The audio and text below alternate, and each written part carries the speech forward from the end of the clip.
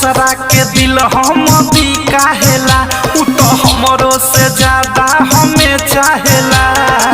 कातिल नजरिया बड़ी डाहेला उनकर कातिल नजरिया बड़ी डाहेला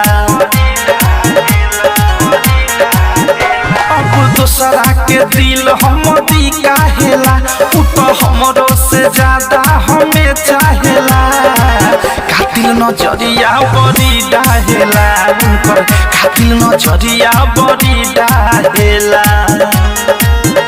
अनुरगौ हो राइटर थारू अवधस जब सते पझरवा हमरा रहेला हो हमरा